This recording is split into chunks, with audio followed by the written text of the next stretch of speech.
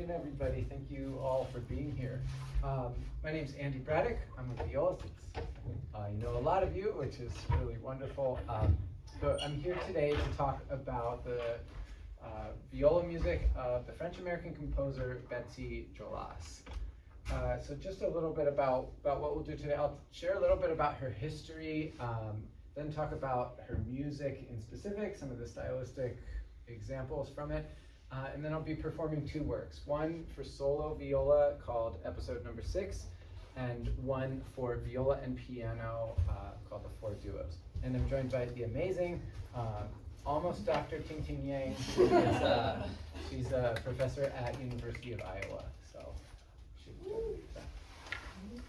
So a little bit about Betsy Jolas's life. When we examine some of her background, it offers some interesting insights to who she is as an artist. Her father was a really well-known modernist intellectual. His name was Eugene Jolas, and he was from kind of mixed parentage, so American, German, and French. And that describes a little bit of her own history. So what's really fascinating about him is he was the publisher of a quite important literary journal for modernism called Transitions. And in this journal, all kind of the great modernist poets published, and its kind of claim to fame is that it was the first place where James Joyce published part of his novel Finnegan's Wake. So if you know anything about that novel and those type of ideas, it's very much high literary modernism. So in the Jolas household, all of these kind of modernist intellectuals, from Hemingway to Gertrude Stein to composers like Varese, painters like Matisse, and of course James Joyce, they were all hanging out and doing that kind of Paris thing where they all gather and talk about art and exchange ideas. Jolas herself even recalls hanging out with James Joyce, and she said they loved to invent Irish songs and sing them together. Jolas's mother was also another formative influence in her life, mostly because she was a singer. She wasn't necessarily trained as a classical vocalist from the beginning, but she was more like a church singer, would sing spirituals, would sing folk songs. And then eventually she moved to Berlin to study classical training. And it was from her mother that Betsy really kind of inherited one of the most defining features of her music, which is this idea of writing for the voice, whether it's for the voice or for the viola or for any other instrument. So vocal, lyrical writing is of primary importance in her entire life. And you can see the quote that Betsy Jolas said is, "I've often said my mother's voice had a profound influence on my career as a composer." And one of her last pieces for viola was actually, it's written in memory of her mother's voice and kind of interweaves Schumann, Lieder into it. So as for our composer herself, Betsy Jolas was born in 1926, and she's still alive today, so she'll be celebrating her 100th birthday in about 2 months. She was born in Paris, but they quickly moved to New York over to the States, and in the US, she ended up going to college, Bennington College in Vermont. When she was there, she discovered this sort of appreciation for older vocal music. So not just through the voice of her mother, but also through singing in choirs and really falling in love with Renaissance music. And again, this type of vocal writing, this idea of lyricism throughout all of her music is incredibly important to her. So after graduating from there, the family moved to Paris and she enrolled in the conservatory. And that was kind of a crazy shift for her, going from this sort of American liberal arts studies to the really rigorous, intense musical training at the conservatory. But later in her life, she gained a pretty big foothold in France, and she was a professor at the Conservatory of Composition and Analysis for many years. So at the conservatory, she was a member of the class of Darius Milhaud for composition and Olivier Messiaen for analysis. And it was under Messiaen's influence that she really gained her chops as a composer. Messiaen's class, of course, was this incredible mixture of avant-garde talent.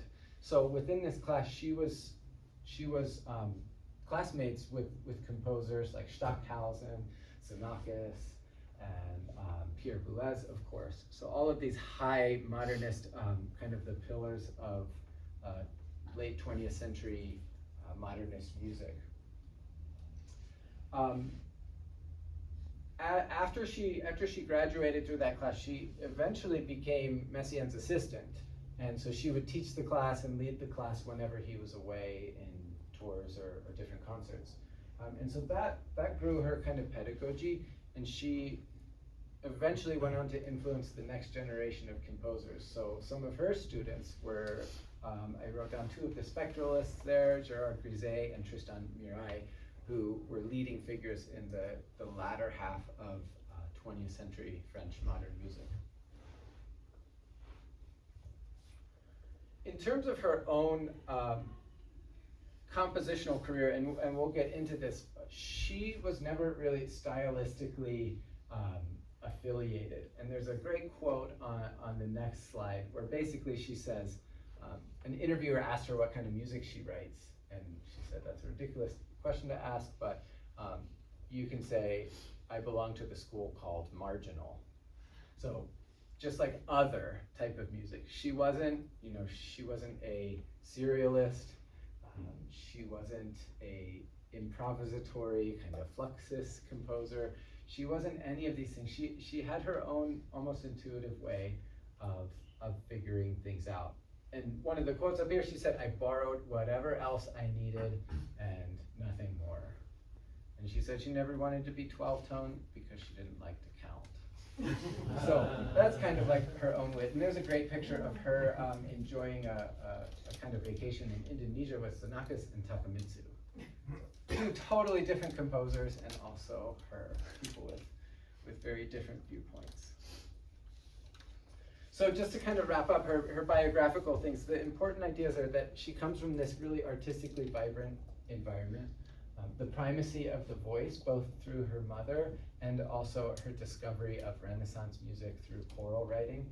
And then this idea of being other, a different kind of composer, finding her own way amidst the kind of isms and the very intense schools of thought in the second half of the 20th century. And so, of course, because this is a viola congress, we have to talk about how she was as a violist, because all great composers were violists in one manner or another, and she was one of those. She said in an interview with the New York Times that at Bennington College she played the organ, piano, was also a violist, a very bad one, in the orchestra. Little self-deprecating humor. And then when she returned to France, she talked about kind of missing this nice quality that she experienced in the US of just making music with others. So she would organize just chamber music parties where she would play viola with non-musicians. And again, she even says it wasn't always a pleasant sound. As a professional, she was quite heavily involved with the viola. The French violist and professor Serge Collot was one of the great influences and champions of her music. And you can see on this quote, she's basically saying that he helped promote her, helped gather musicians to play her pieces. And in this sort of symbiotic relationship, she ended up writing a bunch of music for him as well. And she's also an honorary member of the French Viola Society. And she chaired the jury of the Maurice Vieux, one of the competitions. And that's, from that competition is the reason why she wrote the solo piece that I will be playing today. So that was the test piece for that competition. And then a quote that I didn't fit on this slide just refers to her musical sense. She was, in an interview, she was talking about Berlioz. And she said she was introduced to Berlioz by hearing Harold in Italy. And she said she vividly remembers the great recording of William Primrose performing that piece, which I'm sure a lot of us have heard. And every time she hears Berlioz, she thinks of Primrose and that recording. So the viola was definitely ringing in her ears throughout her life. As for her works for viola, you can see they span a pretty large part of her career. The first work she wrote is a concerto type of piece for viola and winds, and that was written for Collot. The next two pieces are the ones that I'll be playing today, so we're kind of looking at earlier pieces in her life. That's the 4 duos for viola and piano and the episode number 6. The rest of the stuff, she's got 2 pieces that have very similar names. This concerto that she wrote also for the great French violist Gerard Causé, and then a piece later for the other great French violist, Antoine Tamistide. One's called Frauenleben and one's called Frauenliebe. Both of them have this idea of singing songs and vocal expression in those. So now we'll talk a little bit about what her music is like. So not just about who she was and how she was as a violist. This slide's pretty boring, you don't have to read it, but it's basically for a bunch of ideas. So because she was this composer that didn't have a dogma or a school of thought, she invented some of her own ways for organizing her music. And one is this idea that I just kind of titled concrete pitch, where she kind of fixes a certain pitch in the piece. She kind of sticks it there and it doesn't move and it exists the whole time. And I think the best way to demonstrate this might be with a musical example. So this is a, okay, it's still up there. This is a excerpt from a movement of one of her string quartets. And it's a fantastic piece called 9 Etudes, where each movement explores a different technique. So there's a vibrato, there's a pizzicato, there's a ponticello. This one is like aleatoric music. But what you'll hear and what you can kind of see in these parts is the pitch E, an octave and a third above middle C, just kind of sticks out. And you don't actually need to be able to read music, you'll hear it kind of fixate in your ear. So this is the Concord String Quartet performing this.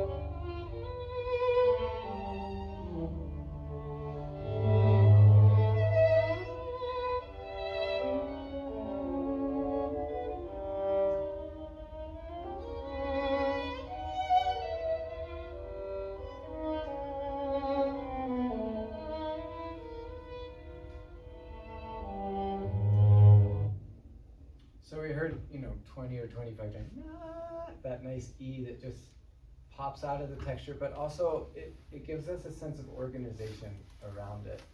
And she also does stuff like this, which is defining that note by like an upper neighbor note. And we'll hear that a lot in the pieces that we play. Jumping over to those. So an example of this, and we'll actually play this page for you in just a second, comes from the very first of our 4 duos for viola and piano. And so in this one, you can see that the pitch D is, the whole page for the viola is that same exact pitch. And what's really fascinating is the viola only gets that pitch. The piano never plays a single D except for that little tiny D right there on a 32nd note at the bottom of the page. But it's a way of organizing the music in the absence of something like 12-tone serialism or even set theory, really. I plugged around and can't find any of that stuff in here. It's more of this idea of hearing a note and letting it stick out in your mind. So Ting-Ting and I, we'll just play this little tiny excerpt so you get a sense of how that goes.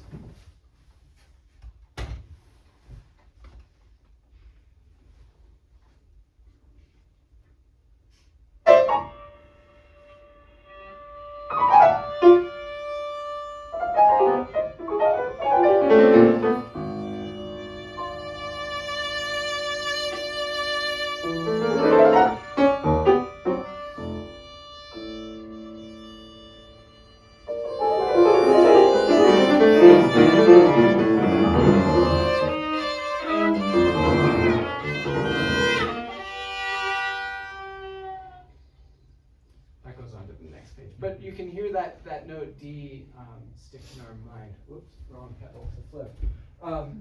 And so as we see on the next page, this is the very next part of the viola music. After playing that D, she starts surrounding the pitch with a note below and a note above, but transposed down an octave. So again, this pitch D is just, it's fixated in our minds, and she defines it by grouping notes around it. And we'll hear this tons of times throughout this piece. I didn't make a slide for this, but we'll skip over to the second movement, and well, it'll be pretty obvious where that D, that same D in the second movement sticks out.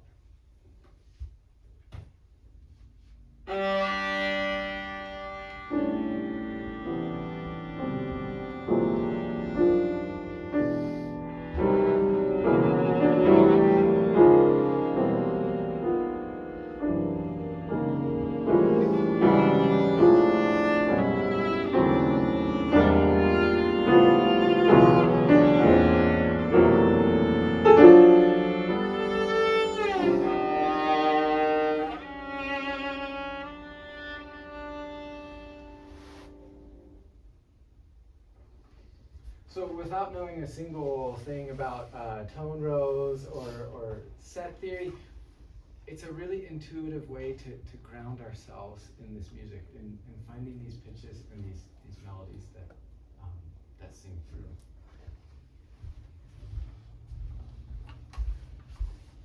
So thinking about this lyrical and melodic idea, this excerpt from this is from the first movement of the duos. It shows her idea of extending both that single pitch into a long line. So I tried to, with all these blue whatevers, highlighters, I tried to kind of show this very straightforward scale: D, C, B, A, G, F, E, D sharp, C sharp, C, and it goes down about 2.5 octaves. What's really fascinating is she, after that initial D at the beginning, she avoids the pitch D again for the rest of the scale. So it's missing where it should be right here, and it doesn't appear here where we should have a D natural instead of a D sharp. So that's another sense of her just really making sure we remember that note, even though she writes this lovely sprawling melody. And on a separate note, you can kind of see her sort of decoration and her embellishment of a single melodic line there. So you'll hear this part towards the latter third of the first movement. So on the same topic of thinking about the voice and instrumental writing, she, in her music, likes to blur the lines between the two, between vocal writing and instrumental writing. The best way to show that is one of her most well-known pieces, which is her second string quartet, which is a string quartet for violin, viola, cello, and soprano voice. And in this piece, there's so much interchange between the expression of the voice and instrumental idioms. So in this short excerpt, and I've got the music that'll play in just a second, we hear the voice is acting almost like an instrument. You see all the staccatos and the arpeggiations, and the string trio underneath the voice is responding in a similar way. The sound starts a little bit before this and goes a little bit after this score exit.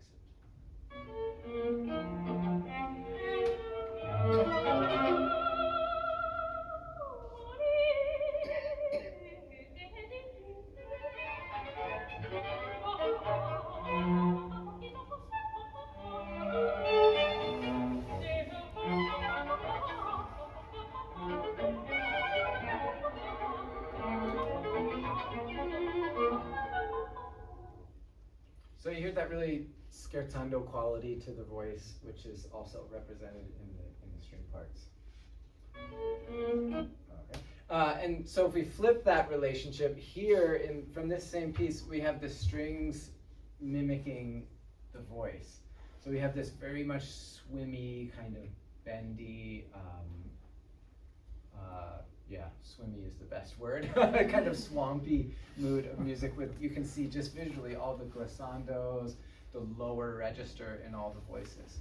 And so the same thing with this excerpt, it starts a little bit before the score example.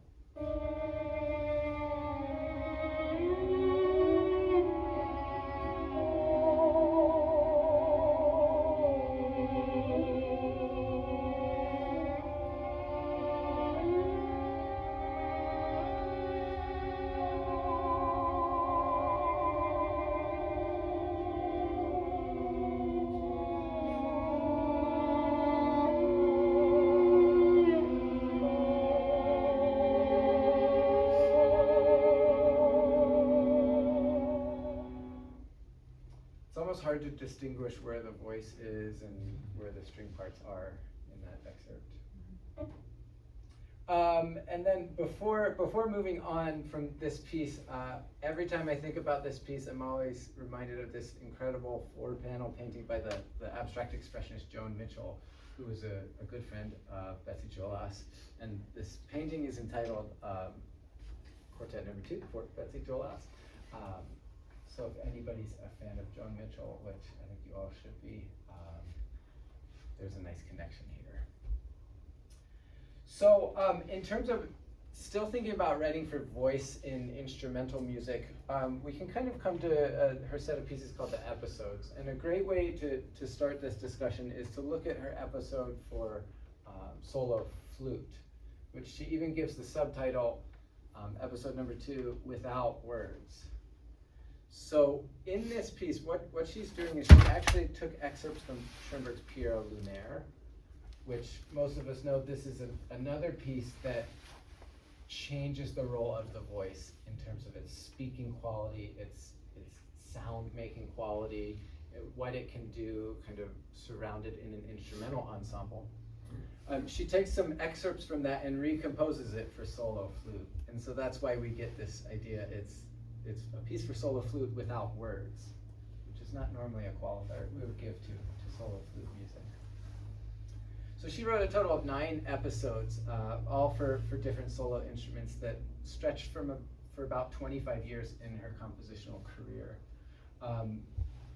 And there's the whole list of them there. It's pretty impossible to talk about modernist solo writing without talking about the great Italian composer Luciano Berio. And I just bring this up to provide another example of a composer who did lots of things with the voice. More so than any modernist composer, Berio stretched the capacities of the voice in ways that we kind of didn't know possible. And so his sequenzas, this wonderful body of pieces for solo instruments, they're more about the idea of extreme virtuosity in the modern sense. With Jolas, we get the idea of these are pieces for letting the instruments sing. But 2 different viewpoints of using solo instruments in this latter half of the 20th century context. So now I'll move on to talking about the 6th episode, which I'll be performing in a couple minutes here. So as I said, this was written in 1984 as the test piece for the Maurice Gueux Viola competition, and she was the chairman of the panel there. So along with this idea, what we'll find in this piece is the kind of tension and balance between writing for the viola as an instrument and writing for it as if it were a voice. And so there's three couple ways. Maybe I'll play it from my iPad instead of looking at the screen. So in this first one, in the upper right here, we can see that it's very much instrumental music with ricochets, pizzicatos, trills, and all sorts of stuff.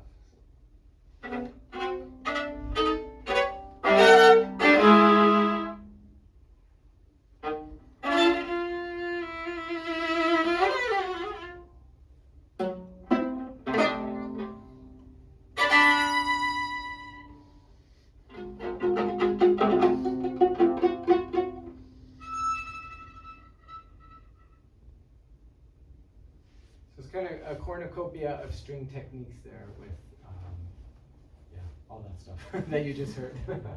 On the flip side, we have very lyrical writing down here at the bottom. Not a single double stop or simultaneous note.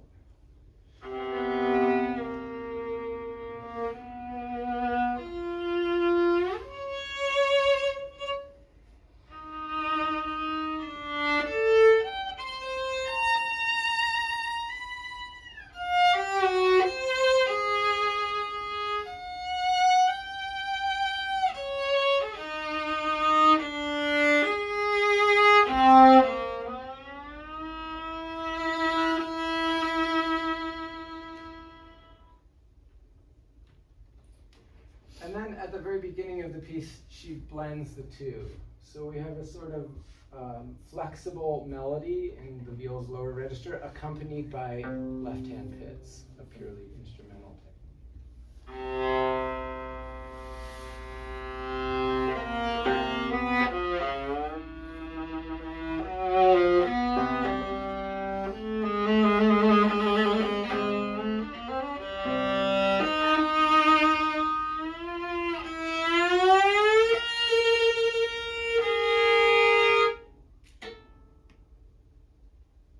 Just to remind you that it's a viola, we get a little collegno for that last one.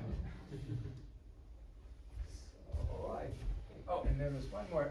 The final idea that I'd like to call your attention to throughout this piece, she plays with the idea of the resonating viola versus the covered and stopped viola. And we see this most notably at the end, where she writes this sort of kaleidoscopic passage of I don't even know what you call it, arpeggios or something wild. And you can see with all the orange colored notes, these would be stopped notes.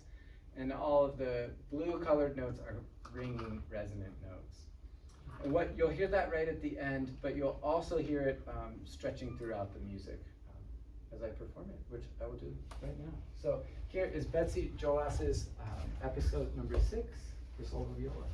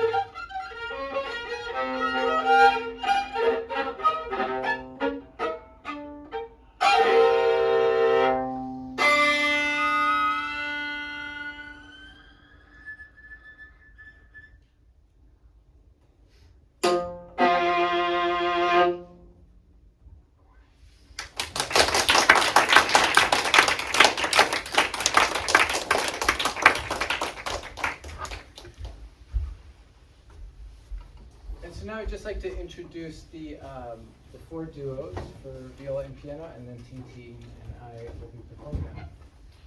So this work began as just a single movement work. Betsy Jolas was asked by Serge Collot, the viola professor of the conservatory, to write an exam piece for his studio at the conservatory. So from that, she wrote the first movement of this. And then she said she had such a great time that she decided to write 3 others to make it a whole set. Each of these pieces, although she doesn't really describe them as this, I think of them as character pieces in describing a particular type of character. And they have pretty expressive names, but she never tied them to a specific person. The first one translates to like the ardent one. But to me, it's the most varied of the entire set. So you have that big melody in it that we played, also the Ds that we also played. The second movement, that word basically means forbidden in English. So I don't know if many of you were at the Paris Congress, but if you're walking around in Paris, the road sign for do not enter is that word. So. Is that what it is in English? Do not enter? Whatever. Don't drive this direction on the street. So don't go that way. So it's kind of like the forbidden one, this piece. It's a little bit murky. It's a little bit swampy. And here's that excerpt that we played with all the repeated Ds highlighted. The third movement of the set is kind of like a scherzo. It's the most wild and energetic one. And the title translates to basically like full of life, like someone brimming with energy and brimming with excitement. And what you'll hear is this sort of wild and frenetic introduction, and then there's this almost parentheses of like, I like to imagine a person who's a little bit crazy and running around, and then they're like, maybe I should calm down for a sec. And then they go back to that crazy kind of feeling. And it ends with this really just overwhelming, like, kind of cascade of arpeggios and up to the viola's highest register. The final piece is called the Grand Irene, and this one, in it we have a return to this sense of lyricism and beauty in the piece. And it ends with this, basically the music likes to evaporate. It evaporates at the very end with almost like a question mark as the end of the piece. So we will perform this. I'm gonna kill the bright lights, and then we'll give the lid on the piano and give this a go. Okay.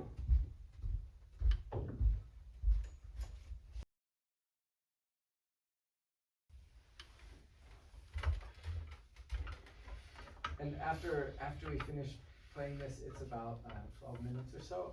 We'll be done, but I'm happy to hang out and answer any questions or chat.